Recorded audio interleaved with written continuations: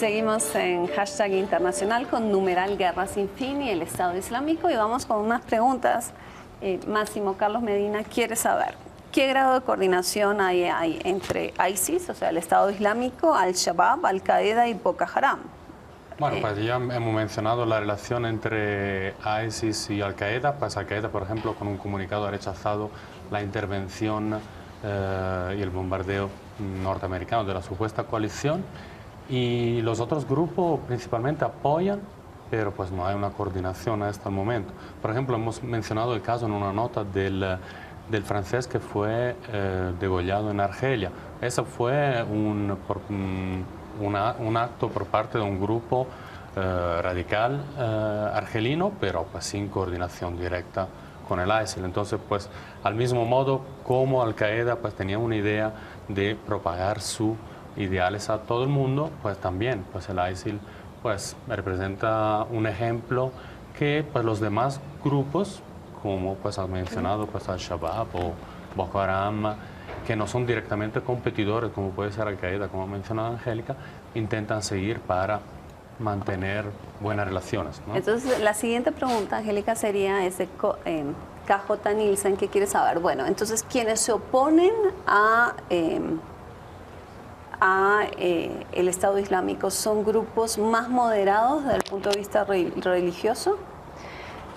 En el caso de Al-Qaeda, obviamente hay una competencia, sobre todo, digamos, una división en el caso de Siria específicamente con el Frente al-Nusra, que también es muy radical, es un grupo yihadista, pero comparado con ISIS, de alguna manera uno podría decir que es menos brutal, y eso es algo sorprendente, ¿no? Que uno pudiera decir que los grupos afiliados a Al-Qaeda son menos brutales y bárbaros que ISIS.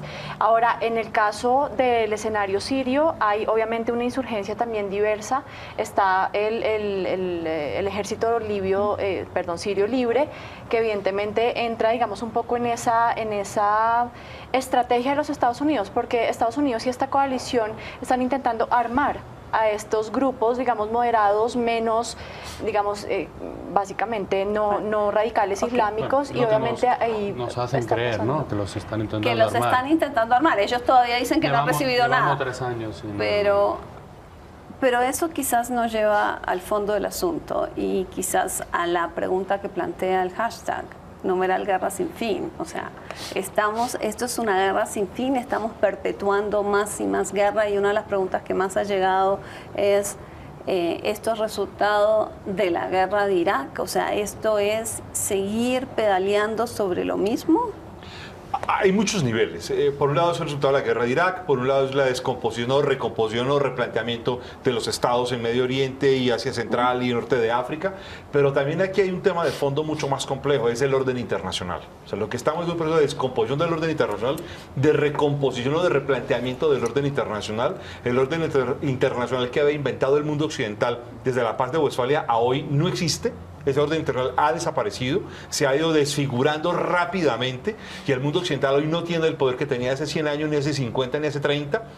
Y hay una serie de competidores completamente nuevos. En ese contexto, el problema puede ser religioso o cultural. Esto es muy importante porque resulta que hay una civilización que no ha hecho lo que podríamos llamar en el mundo occidental la modernización o la modernidad. No ha separado religión y política. Y eso lleva a un tema de fondo muy complicado, y es cuál es el perfil, cuáles son las sociedades, cuáles son las estructuras de los poderes políticos que aparecerán. Porque Máximo lo decía ahora muy bien, para el Estado Islámico las fronteras de los estados o de los estados nacionales no existen. Las fronteras son limitadas, y el califato es el gobierno de la UMA, la comunidad de los creyentes. Pero si es así, si lo interpreta así, el occidente, la pregunta es, ¿vamos a seguir con esta coalición media fluida y media sin forma, en que unos ayudan políticamente pero no militarmente, otros con algún tipo de coordinación? Quizás la pregunta sea, ¿vamos por una guerra que va a poner hombres a pelear? O sea, Estados Unidos acaba de sacar tropas de Irak y Afganistán, ¿los va a devolver a Irak? ¿O vamos a seguir en los bombardeos quirúrgicos? Yo creo que solo desde la guerra de Vietnam ha tenido tanto peso la política interna americana sobre las decisiones que se toman con relación a Oriente Medio. Es decir, haciendo el paralelo, sacó las tropas Obama, ¿no es cierto? Casi por eso fue que lo eligieron básicamente, porque prometió sacar las tropas. Entonces, volver a meter las tropas, ¿no es cierto? Sería, aparte de que ya está caído por el Obamacare y por toda una serie de políticas, sería pues el golpe de gracia para Obama. Meter tropas es un tabú desde que él la sacó, ¿no es cierto? Sobre todo.